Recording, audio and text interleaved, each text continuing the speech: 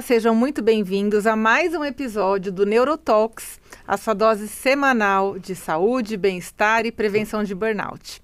E hoje eu recebo aqui o meu amigo neurologista, assim como eu, Leandro Teles. O Leandro, além de neurologista, pessoal, ele é escritor de 4 livros e também é palestrante. O Leandro está sempre aí nas mídias e é uma pessoa muito querida que vai falar com a gente hoje sobre saúde mental e prevenção de burnout. Seja muito bem-vindo. Eu que agradeço, é uma honra, doutora Ana, é um prazer participar desse novo podcast e o tema incrível, né? Palpitante. Só queria deixar claro, pessoal, que o Leandro fica me chamando de doutora só para frisar que eu sou mais velha que ele na nossa formação, tá bom? Respeito a hierarquia. Respeito a hierarquia, mas vocês esqueçam essa história, tá? Porque a gente tem a mesma idade. É mentira. Eu sou um pouquinho mais velha, mas pode parar. Na margem de erro. 2 para mais, 2 para menos, tá tudo certo. Leandro, eu queria que você falasse, então, primeiro pra gente, né, sobre...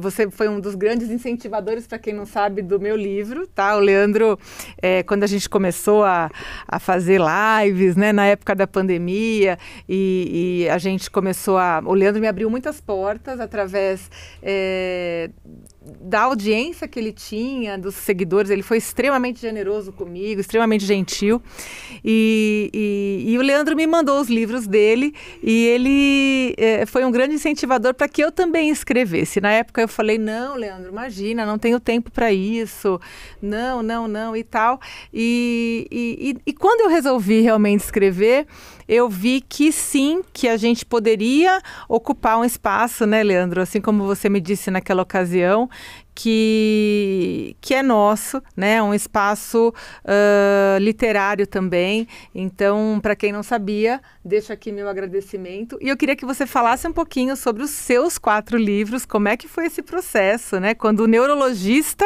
passa a ser escritor, como é que foi isso para você? Foi uma loucura, né? Eu acho que foi uma coisa um pouco automática. Acho que o médico, ele é médico, ele assiste, ele é um técnico, mas ele tem um compromisso de ser um educador. Ele precisa preencher. O médico, ele comunica, ele consulta. Então é muito importante que a gente consiga sair um pouco do consultório, do hospital. E eu via que os espaços em termos de comunicação com o público leigo estavam sendo ocupados por pessoas que não tinham o mesmo desenvolvimento técnico, e a gente via realmente muita desinformação. Aí automaticamente eu tive a sorte também de ter alguns amplificadores, como foi a Gazeta, a Editora Alaúde. Aí eu comecei a rabiscar. Tem uma frase do Saramago que eu sempre falo, todo mundo é escritor. Só que uns escrevem, outros não. Então todo mundo tem uma história para contar, tem um ofício, tem alguma coisa que estudou e passou a vida. Eu acho que a gente tem que fazer esse exercício sempre de comunicar. É um ato de não só de humildade, de você tentar adequar o discurso para quem precisa, como é uma obrigação nossa.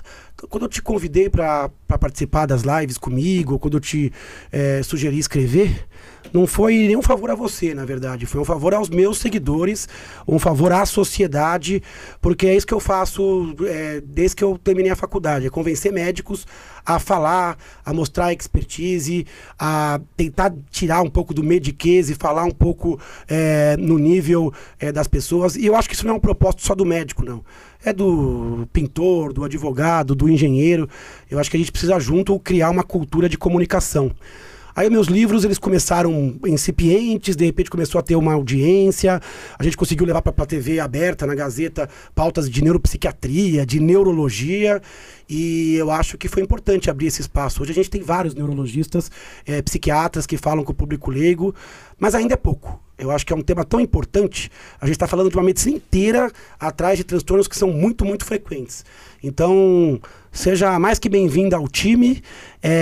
Pessoas como você que tem o carisma, a comunicação e o tempo, né? Que é difícil hoje, né? O médico que consegue, no meio da correria profissional, fazer isso. Então, seja bem-vindo ao time, é um excelente reforço aqui que maravilhoso. Para os Vingadores. Maravilhoso. Já teve gente que me perguntou assim, mas você e o Leandro, vocês fazem a mesma coisa, vocês têm a mesma formação, vocês falam de assuntos semelhantes, vocês não são concorrentes, né? Eu já ouvi isso.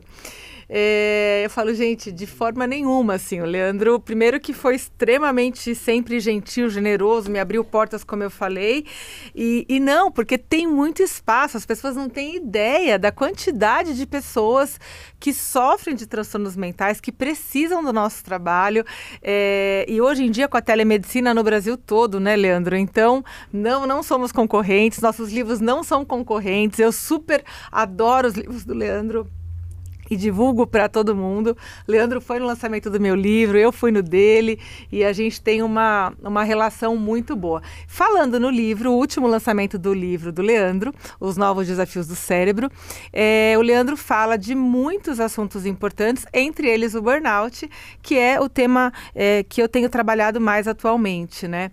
E eu lembro de uma live que a gente fez, Leandro, assim, que foi muito, muito falada, assistida, comentada, porque você trouxe alguns assuntos que mexeram muito com as pessoas, assim.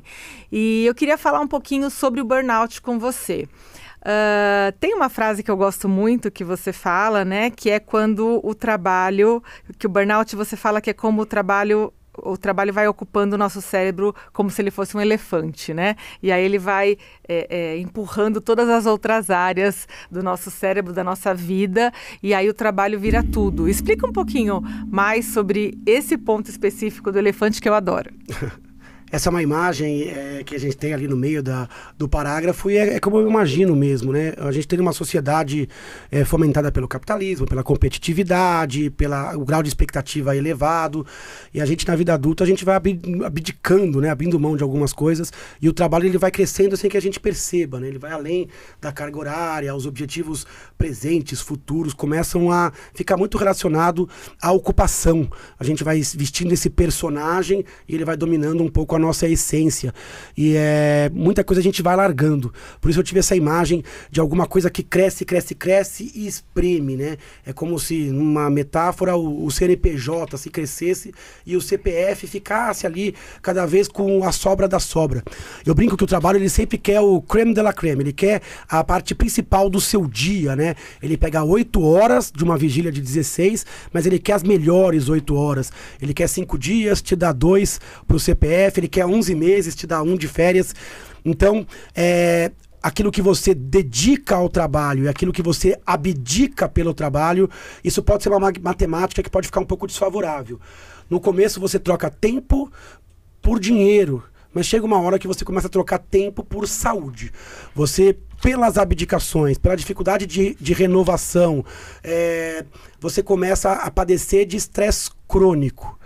E aí eu sempre vejo o burnout não como uma doença. Ele é uma doença, claro, é um transtorno, uma doença, mas ele também é um modelo, né? É um modelo como o estresse adoece. Antes do burnout, a gente já tinha alguns modelinhos de como o estresse adoece. Síndrome do estresse pós-traumático. A pessoa passava por uma situação de morte ou quase morte, e a partir dali ela desenvolvia sintomas crônicos, às vezes por anos, por décadas, por conta daquela passagem que ela teve durante alguns segundos, de um desastre natural, de uma agressão. Então a gente já soube já no passado que o estresse adoecia. A gente também tem a resposta aguda ao estresse. Aquela pessoa que tem um choque e passa um mês um pouco desorientada, até 4 semanas, a gente chama de resposta aguda ao estresse. E o burnout ele veio coroar mais essa forma de adoecimento do estresse. Todo mundo fala, o estresse adoece, piora o rendimento, aumenta a mortalidade. Mas no caso do burnout, a ligação ela é muito mais intensa, o nexo de causalidade. O estresse ocupacional aumentando ao longo de meses a anos, até levar a um desfecho, que é o esgotamento, e aí a pessoa tem um colapso afetivo, emocional, cognitivo e físico. Então, colapso esse que não existiria se não fosse os determinantes externos. Então, falar de burnout não é só falar de uma nova doença, é uma mudança de um paradigma, mostrando como o fator externo, ao longo do tempo, por mais que pareça equilibrado nos primeiros anos, pode cobrar o seu preço tardiamente. Lógico, em pessoas predispostas, dependendo de questões relacionadas ao ofício. E eu sempre penso em vários eixos. Fatores individuais, fatores do ofício, porque tem ofícios que esgotam mais que outros, independente de como você execute. Fatores da profissão, que é qual é a capacidade que você tem para fazer aquele seu ofício, qual que é a condição, a ferramentaria. E o quarto é a sociedade. A gente tem pessoas com vulnerabilidade, tendência à ansiedade, tendência à depressão, fatores genéticos, biológicos. Tem ofícios que são pesados por natureza. Tem formas de trabalho que são absolutamente insustentáveis. E a gente tem uma sociedade que precisa de revisão, porque ela valoriza, glamouriza essa abdicação, esse eu profissional acima do eu pessoal. Então ela cobra, ela valoriza, ela glamouriza, só que depois ela não está ali para te apoiar quando você arrebenta. Você se arrebenta, se destrói e depois você é substituído por outro perfil que também vai ser glamourizado. E assim a gente segue nessa atuada, sendo vítima e também acabando repartindo ou provocando burnout nos que vem adiante da gente também, né? Nossa, super interessante isso que você falou. E tem uma outra coisa que eu queria saber a tua opinião, né? A gente sabe que com a nova CID-11, né, a Classificação Internacional das Doenças, o burnout, ele se classifica como uma doença do trabalho, uma doença laboral. Mas muito se fala a respeito do burnout materno ou burnout da dona de casa, né? E eu queria saber um pouquinho qual é a tua opinião sobre o termo burnout, que eu sei que hoje, pela CID, a gente não pode usar, né? Mas o que você acha, de que forma a gente chama, então, essa mãe, essa dona de casa que está esgotada? Essa pergunta é muito importante, né? Isso confunde muito, às vezes, o público leigo, né? As pessoas acham que, sei lá, é uma doença nova. Não, na verdade, existe uma dinâmica e as classificações elas vão se modificando, vão se adaptando à sociedade. A depressão, a ansiedade, o burnout, eles existem não porque alguém os criou, mas porque existe alguém que sofre daquilo. Por alguém padecer de depressão, logo a depressão existe. Para existir uma doença, basta existir os doentes, as pessoas que se assemelham naquela manifestação e existir algo que consuma a saúde. O burnout, para mim, é uma realidade. Então, o estresse ocupacional ou o estresse crônico adoece. Outros tipos de estresse, como o estresse do concurseiro, o estresse do aluno, o estresse da mãe, também adoece. Então, eu acho que a fisiopatologia é a mesma. Qualquer estresse crônico, mal gerenciado, ao longo de meses a anos, ele pode levar a sintomas da linha depressiva, ansiosa e cognitiva, onde a gente vai amarrar ali e dizer, olha, esta pessoa, ela foi privada de sono, foi aumentado o seu grau de responsabilidade, sua carga horária. Isso parece muito um executivo, mas parece também muito uma mãe, claro. Parece muito um concurseiro. Então eu acredito que sim, o estresse crônico ele vai adoecer em vários cenários. Agora, ter um nome específico para o estresse ocupacional, eu acho legal, por conta de implicações de estudo. Quando você vai fazer uma palestra numa empresa, quando você vai discutir uma lei trabalhista, quando você vai discutir legislação geral, quando você vai discutir relação de trabalho, essa medicina ocupacional, eu acho que ela merece um termo específico para ela. Porque aí existe relação de causalidade, estabilidade, questões indenizatórias, culpa partilhada. Então existe uma série de questões que façam com que o estresse ocupacional mereça um nome diferente neste momento. Então eu reservaria o termo burnout para o estresse ocupacional. Mas acredito que qualquer outro estresse teria a mesma evolução. E esse termo burnout, eu acho que logo ele vai ser substituído. Existe uma tendência hoje a gente não usar tanto anglicismo, usar termos que façam mais sentido fácil, né? Uhum. Estresse laboral, estresse crônico laboral. Esgotamento. As pessoas também usam muito aqueles epônimos, né? Síndrome de... Isso também está caindo. Então, epônimo vai caindo aos poucos, né? E também esses termos americanizados também devem caindo. Fato é que o legado vai ser bom, porque a gente precisa discutir. A gente sempre discutiu lesão de esforço repetitivo, do ponto de vista físico, né? Então, alguém que se arrebenta no trabalho por repetição... Que tem um problema de coluna. Problema de coluna... ou que tem um problema no túnel do carpo. Esse cara, ele já foi protegido. Só que a nossa nova lera agora é do pescoço para cima. E não dá pra gente passar por cima, porque a gente entrega muito pro trabalho, a gente precisa sair de lá com saúde. No caso dessa saúde ser comprometida, a gente tem que ter leis, ferramentas e formas de preservação, né? E a gente precisava também melhorar a cultura, né? Porque o burnout ele acontece em todos os regimes.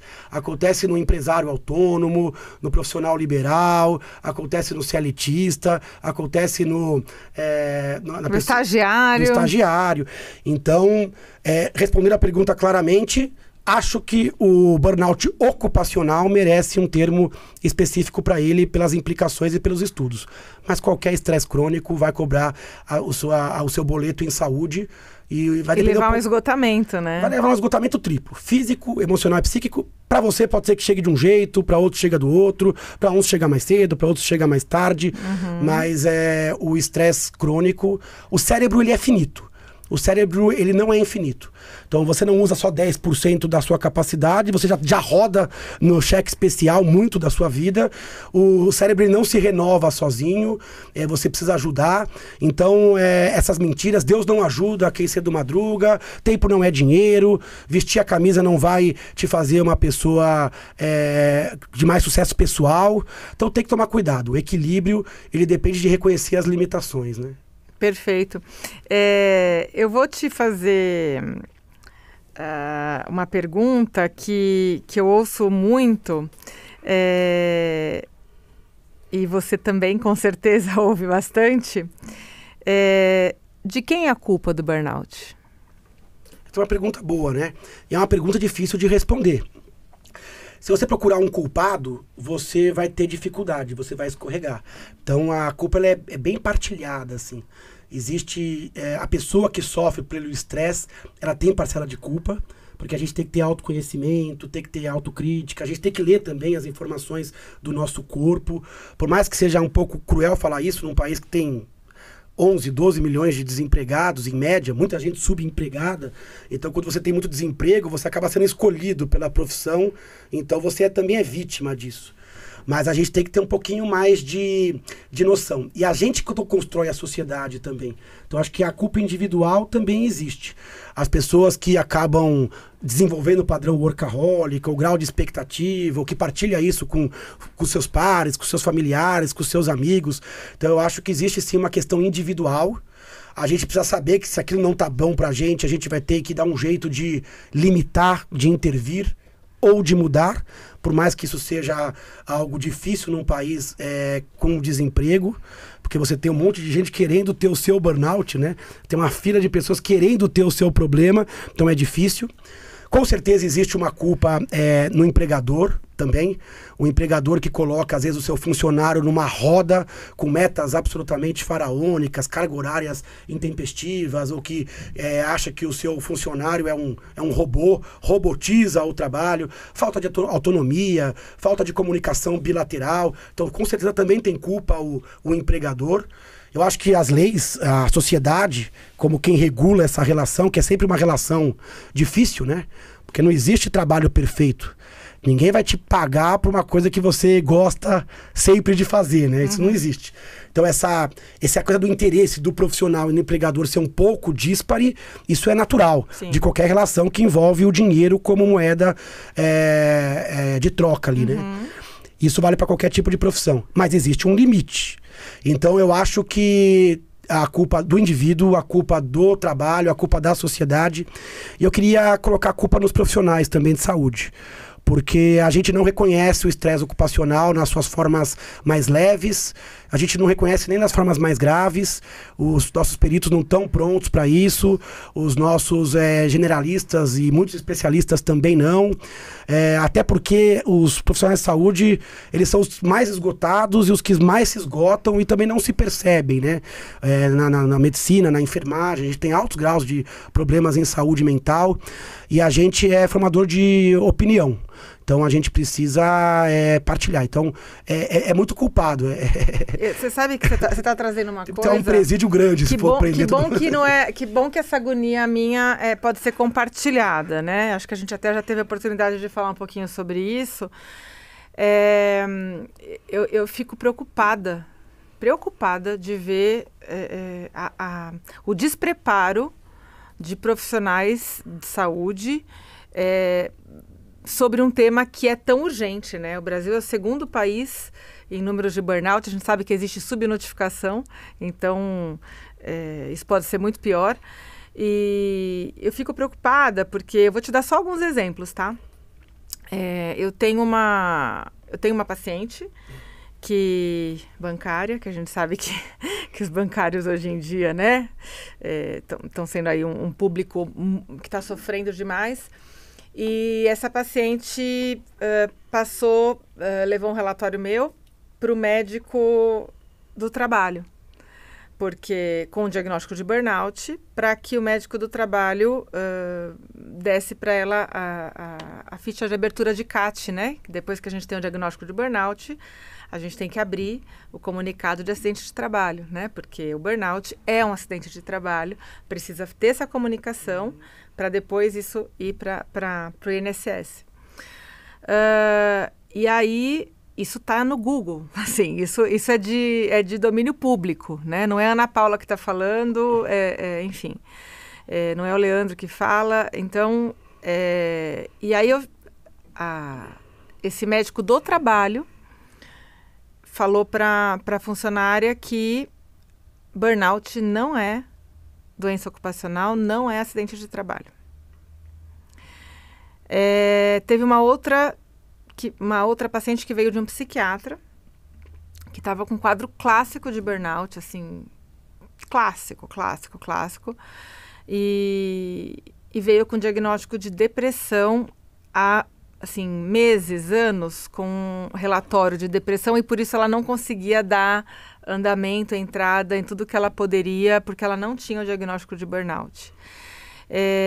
E uma outra médica, colega minha, enfim, que me perguntou se a gente só podia chamar de burnout, essa é uma clínica geral.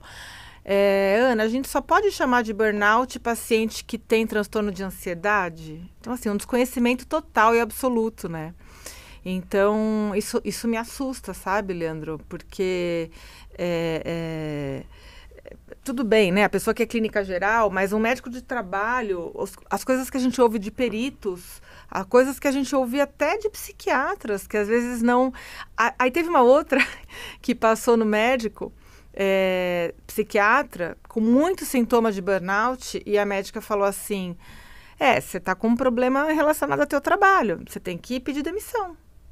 A solução da psiquiatra foi falar para ela que ela tinha que pedir demissão, entendeu? Então, eu tenho ficado bastante preocupada. É complicado, né? Eu concordo perfeitamente com você, porque existe uma cadeia ali de despreparo, de desinformação, que vai desde o reconhecimento da doença, até atestar esse nexo de causalidade. O médico do trabalho também dá andamento da forma correta. Eu sei que nem sempre é fácil, assim, identificar o que é uma depressão, ansiedade, burnout. Os sintomas não são tão fáceis, mas tem casos que você vê o desfecho na sua frente, você vê claramente o nexo de causalidade, e esse nexo ele é muito importante para o empregador, porque protege ele contra a demissão, tem questões indenizatórias, tem estabilidade de 12 meses. Então, eu acho que, como essa culpa ela pode ser partilhada, também o caminho de volta precisa ser partilhado. Eu sempre falo, Ana, que no burnout ninguém ganha. Todo mundo perde. Você coloca isso no teu livro, né, e nas suas lives. Porque tem coisa que você fala assim, tá bom, esse cara se ferrou e esse se deu bem. Fala, eu não concordo, mas eu entendo que é um Deus nos acuda. No burnout, todo mundo perde.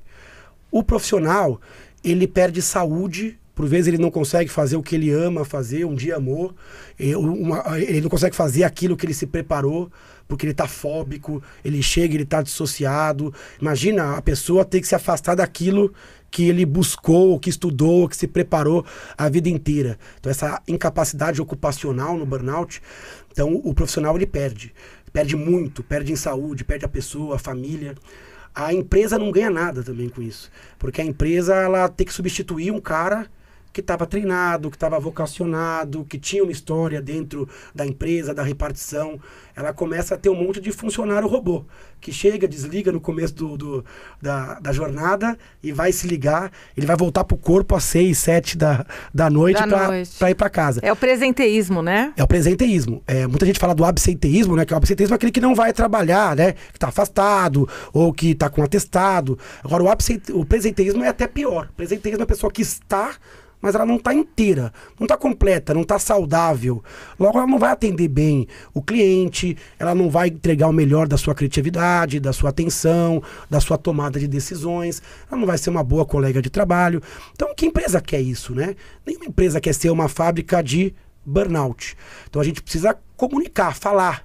Tem que falar de cima para baixo, de baixo para cima, nos pares, porque a médio e longo prazo a empresa não ganha. Se ela começar a moer funcionário, se a missão dela for só a entrega do produto e o cliente final, ela vai se afundar. Ela vai entrar no processo de combustão, de burnout junto com os funcionários. Não tem jeito. E a gente conhece algumas empresas que estão carregando o DNA do burnout agora. A missão do burnout estão moendo um monte de cérebros. Então a gente tem que tomar um pouco de cuidado, né? E a sociedade também não ganha nada com isso. A sociedade, ela paga indenizações, ela paga afastamentos e a gente acaba sendo atendido por pessoas fadigadas, esgotadas. Quando a gente chega para resolver um problema, a gente não consegue ter um tratamento empático, humano, né? Porque as pessoas estão ali à flor da pele, no seu limite, né? Então, ninguém ganha com isso. Eu acho que a gente precisa rever. Tem uma frase que eu gosto, assim, essa não está no livro. A gente sempre tem aquela imagem do burnout do fósforo, né? Que é bacana essa imagem. Eu postei hoje no meu Instagram. É legal o termômetro do fósforo, né? O fosforômetro do burnout, em que nível você está. A gente tem que tomar cuidado quando a gente vê o fósforo queimando ou pegando um ou outro. Uma coisa que a gente tem que olhar e pensar é assim: nem sempre você é o fósforo. Cuidado. A gente sempre acha que a gente é o fósforo. Às vezes você é o cara que tacou o fogo na cadeia. Ou às vezes você é um cara que está do lado e pode jogar uma água. Pode jogar uma água ali, né? Ou tirar um fósforo de alinhamento. Então, a gente precisa fazer esse exercício em saúde. A gente tem um risco de sofrer por isso, tem que se policiar, mas a gente faz parte de uma cadeia que pode estar incendiando outras cadeias. Aquela história do... É um ecossistema, né? Do trote da faculdade, assim, né? Sempre foi aqui, sempre foi assim, eu passei por isso, você vai passar também. Tem que aguentar. Aí vira uma cultura de assédio, né? Onde o assediado também é o assediador, ou pelo menos não é o vigia. Não é aquela pessoa que fala, opa, tem alguma coisa errada neste ambiente. Então você pode ser o fósforo, você pode ser a pessoa que coloca o fogo, você pode ser alguém que apaga esse fogo. Então você tem que fazer parte dessa cadeia. Todo mundo é um agente de saúde. É uma corresponsabilidade, né? É corresponsabilidade. Porque senão você vai ficar sempre achando que o problema é o outro. O problema é o outro. O problema é o outro. Mas a pessoa sobe na cadeia alimentar e ela muitas vezes replica, né? E é com aquele papo. Aqui sempre foi assim. E sempre funcionou. A gente nem sabe mais por que é assim, qual foi o motivo disso. É assim e assim será. Então, cuidado. Você precisa refletir, conhecer para fazer diferente. Quando você enfeita o local onde você passa, você também vai receber isso de volta, né? Então a gente é um agente de saúde, não só um agente de vigilância individual. Isso também vale para fora do trabalho. Vale quando você tem um aluno, um estudante, a expectativa em cima, quando você ensina uma criança a gerenciar o seu tempo, quando você entende o que é pausa, quando você respeita, às vezes, o silêncio, quando você não leva essa intolerância ao tédio, ao erro, porque a sociedade nossa, ela fomenta muito vários problemas de saúde mental. Os 3 principais, sem dúvida, seriam a depressão, a ansiedade, os transtornos de ansiedade e as formas de esgotamento. Se você pegar esses 3, você vai ter ali um bloco grande de adoecimento de saúde mental. Mas tem outros. Sim. Tem as instabilidades de humor, tem os problemas de psicose, tem os problemas de personalidade. Transtornos alimentares, distúrbios de sono e vigília, né? Então, a gente precisa discutir. E o burnout é um desfecho. Só que ele é a pontinha de um grande iceberg. O burnout é um desfecho. Muita gente não vai ter o burnout desfecho, que é simplesmente ter o disjuntor caído, né? Tchuf. O apagão. Não vai ter o apagão. A amnésia, desorientação, despersonalização, desrealização, sensação de que tá robotizado, que não faz parte daquilo, franca insatisfação profissional. Muita gente vai estar na fase pré-burnout. Que é um pezinho lá, né? É um pezinho lá. É um pé cá, um pé lá. E ela pode passar anos nessa fase, onde ela está ali já com sintomas de estresse mal compensado, tratando suas dores, tratando sua fadiga com cafeína, tratando seu sono com hipnótico, tocando mais um pouquinho. Se entupindo de analgésico. Se entupindo de analgésico. A gente olha, abre a bolsa que a gente já faz o diagnóstico, se o estresse está descompensado, né? A gente faz o caminho contrário, né? Você olha lá e fala, tem dipirona, tem um remedinho pro sono, tem uma cafeína. Fala assim, opa. Cartelas de Neosaldina. E o processo ele é tão lento de esgotamento profissional que a pessoa pode não perceber. Quem está no olho do furacão, ele pode não perceber. É igual aquela criança que cresce devagarzinho e não percebe que está crescendo, né? Então, quando você percebe, você já não tem mais nada, você abdicou. Por isso, meu desafio é sempre, quanto da sua rotina você está fazendo com prazer, habitando afetivamente o seu corpo? Qual é o pedaço do bolo da sua vida que você está comendo, que é para você, só importa a você? Quanto das suas 24 horas você se dedica a você? Olhou esse número, que eu já sei que vai ser baixo, olha a qualidade desse número. Porque você fala, eu tenho uma hora para mim, às 10 da noite, quando você já está arrebentado por tudo. Olha a qualidade do tempo. Ou você tem um tempo tão pequeno que você já tem medo dele acabar, né? Você chega no domingo e já foi. Você chega nas férias e já tem medo de voltar. Então perceba como a gente já anda com o leite meio derramado, né? A gente não fala em descanso preventivo. Descansar sem estar cansado. Se você faz isso, você é vagabundo, preguiçoso, né? Preguiçoso, corpo mole. Como assim descansar sem estar cansado? Ficar sem fazer nada? Como assim ficar sem fazer nada? Como assim você vai meditar? Como assim? Olha, se a gente não discutir isso, a gente vai continuar esgotando. Esse conceito a gente já passou em ecologia. Ecologia fala isso, né? Se você só produz lixo, essa energia, esse sistema, ele não é sustentável. O cérebro é a mesma coisa. Você não pode esperar colapsar para começar a correr atrás.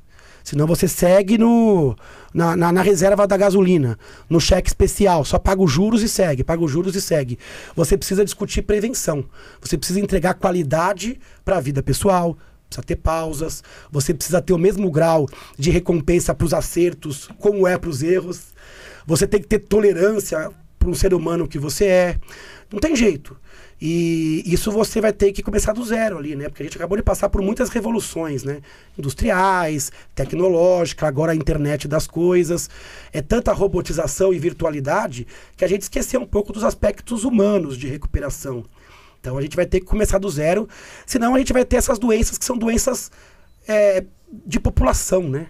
Eu sempre falo, quando você tem um doente, 2, você vai ver a causa individual.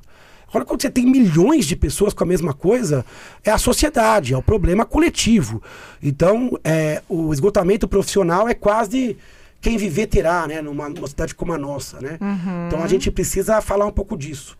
E tornar menos oneroso a pessoa que quer combater isso. Porque a pessoa que quer combater o burnout hoje, ela sofre. Porque ela não é bem vista nem por ela mesma. A gente ensinou que não pode descansar. Não pode. É pecado. Se você pode entregar um pouquinho mais, por que não, né?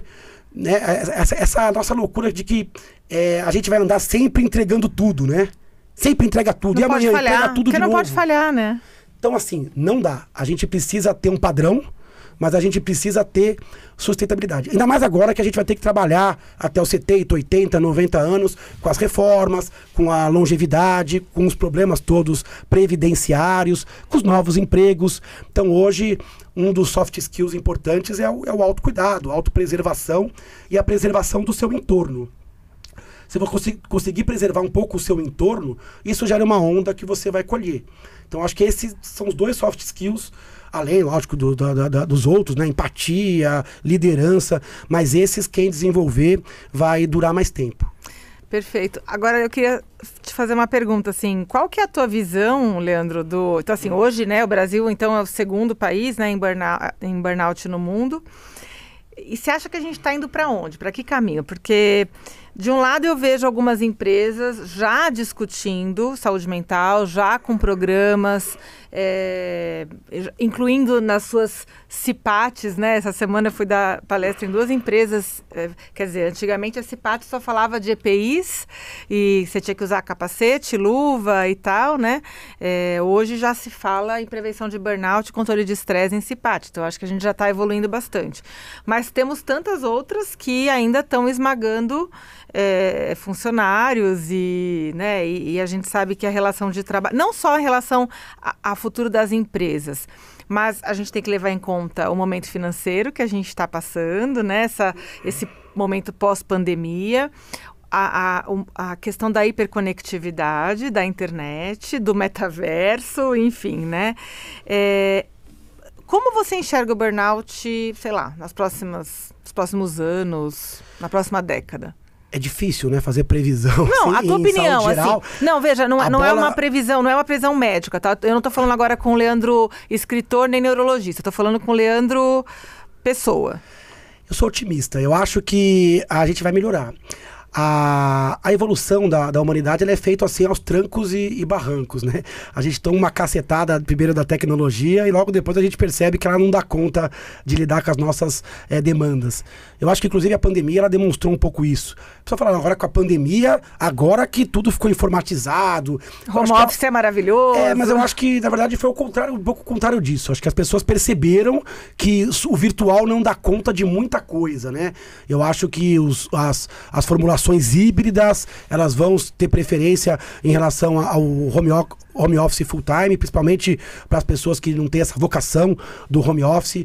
Eu acho que a gente vai ter uma adaptação, a gente vai ter uma adaptação da internet das coisas. A gente vai ter que aprender a lidar com o algoritmo, com o tempo nas telas. A gente vai ter que aprender a fazer isso e eu confio um pouco na evolução biológica e da inteligência humana aos trancos e barrancos, colhendo suas mazelas, suas doenças. Eu acho que as coisas estão melhorando, assim. A gente tá furando várias bolhas, falando de saúde mental.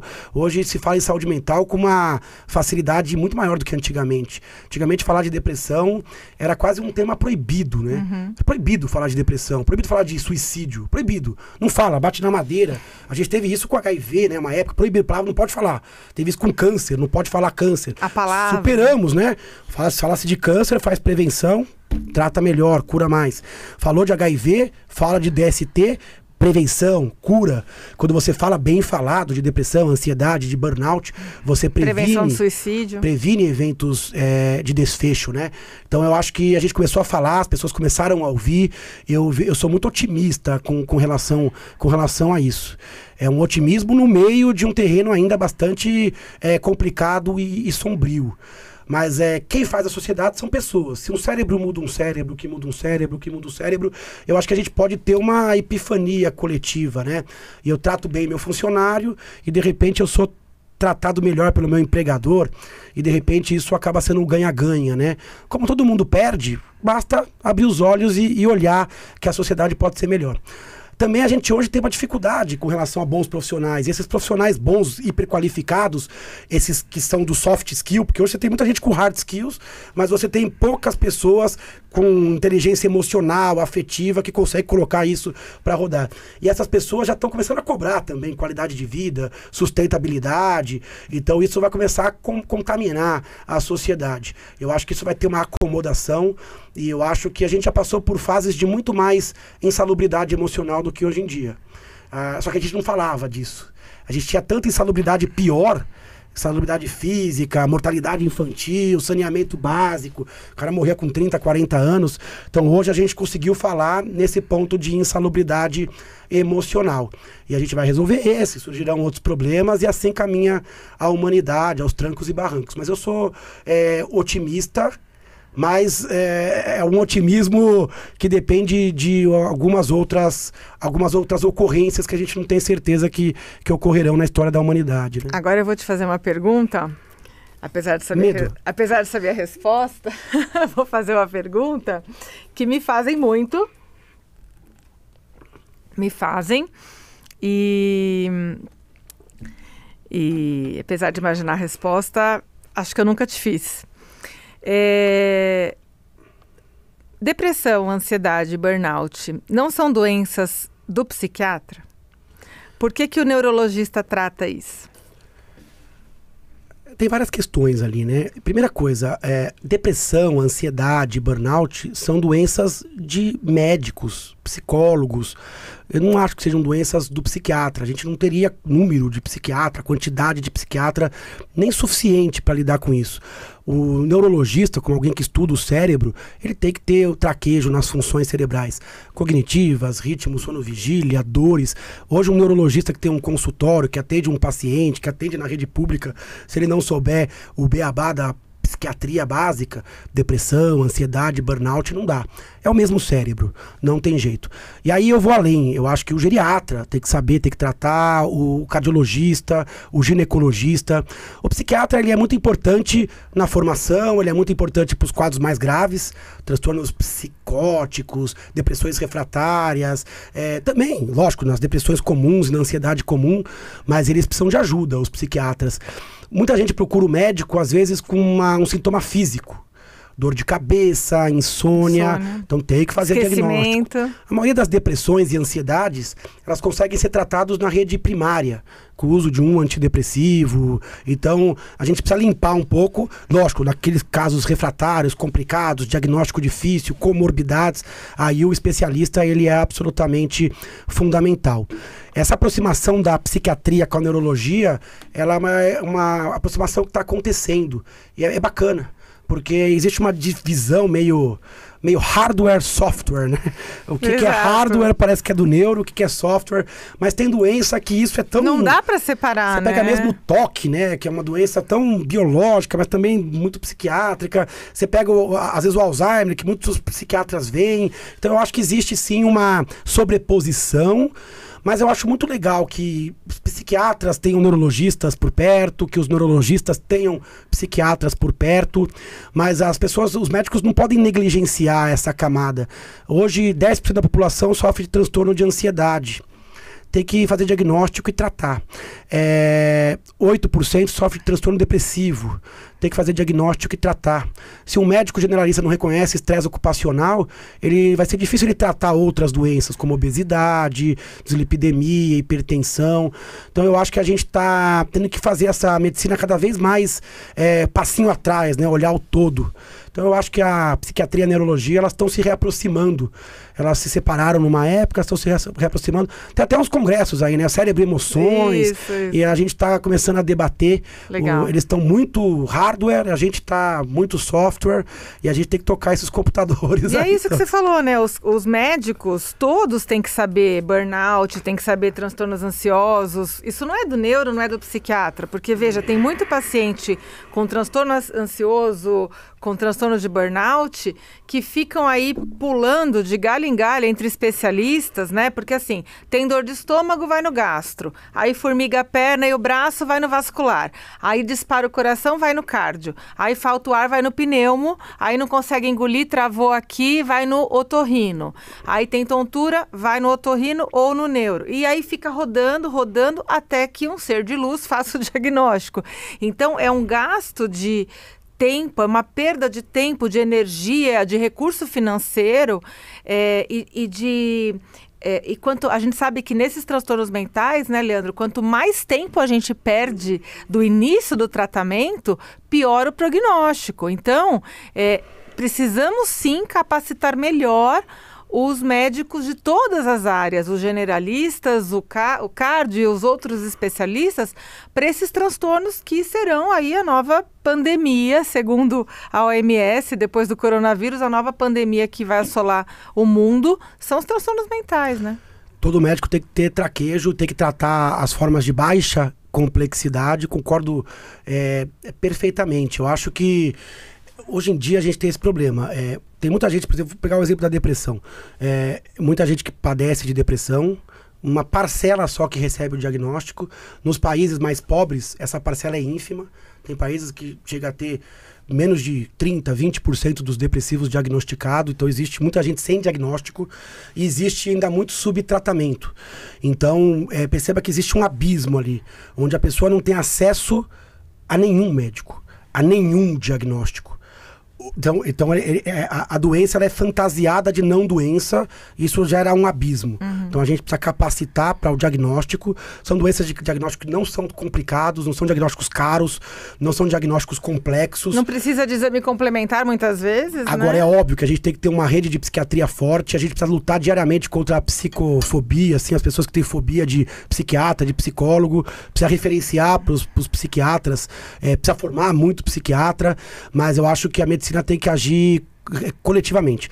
Sou neurologista, vejo, por exemplo, enxaqueca, dor de cabeça, mas eu acho que a grande maioria dos casos de enxaqueca, você fala atencional, o generalista deve tocar. Os doenças de Parkinson em baixa complexidade, o geriatra tem que saber tocar. Claro. E o neurologista nunca vai dar conta de todo mundo que chega ali na baixa complexidade. Assim como o Alzheimer inicial, eu concordo plenamente. Então a gente precisa menos trabalhar como nisso. Hoje em dia a gente tem muitos desses rounds, debates e dessas redes.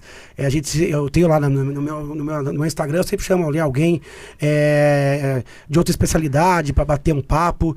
É muito gostoso a gente ver como cada um tem uma visãozinha diferente, mas a gente está falando do mesmo cérebro, do mesmo ser humano, das mesmas dificuldades. O psiquiatra também ele tem que ter muito traquejo com sintoma físico.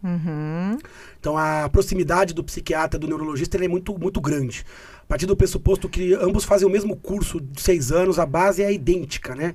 Então eu acho que essa reaproximação da psiquiatria com a neurologia vai ser muito, muito importante. E traz uma outra perna que é a psicologia. Psicologia também precisa aumentar e muito assim, a aderência nas formas preventivas, precisa aumentar a valorização do profissional, precisa chegar um pouco mais também na ponta, a psicoterapia. Eu acho que quando a psicoterapia cresce, o médico ele também já tem a sua carga reduzida, né? Totalmente. Então, quando a gente quer às vezes reservar o mercado, você acaba arrebentando o mercado. Então, com a psicologia, você acaba medicalizando menos, você acaba triando melhor, você acaba acolhendo melhor e cuidando melhor. E tratando melhor. Com certeza, maravilhoso.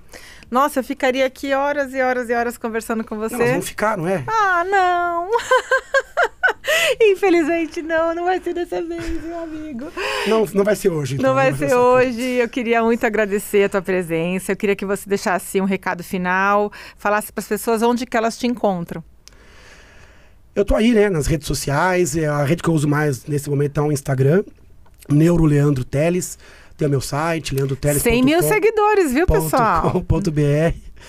E tem o YouTube, o consultório, tem os livros, né? Os livros também de fácil acesso aí no Google, na Amazon, na Play Store. Fala os nomes dos livros. Tem o Antes Que Eu Me Esqueça, um livro sobre gerenciamento cognitivo. Tem o Cérebro Ansioso, que é um livro sobre ansiedade.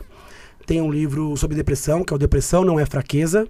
E tem o novo, que são os novos desafios do cérebro, onde a gente tem esse capítulo dedicado ao burnout. E todos os livros dele são de uma leitura muito fácil, uma linguagem maravilhosa.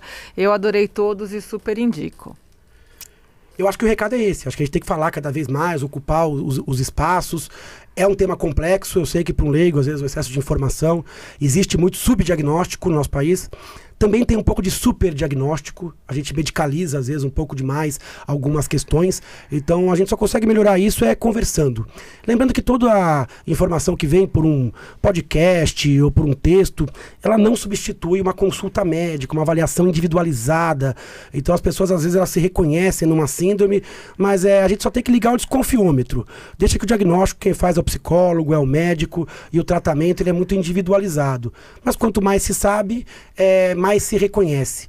E eu acho, às vezes, melhor pecar pelo excesso. Se você acha que seu gerenciamento afetivo, emocional e cognitivo não anda bem, você está consumindo qualidade de vida, tem que dar o segundo passo, que é buscar uma ajuda especializada. Maravilhoso, maravilhoso. Leandro, muito obrigada. Obrigada pelo teu tempo, obrigada pela contribuição, pela sua generosidade sempre comigo, por ter me impulsionado a escrever, por ter aberto as portas das tuas redes sociais, enfim, você foi um grande incentivador, um grande amigo.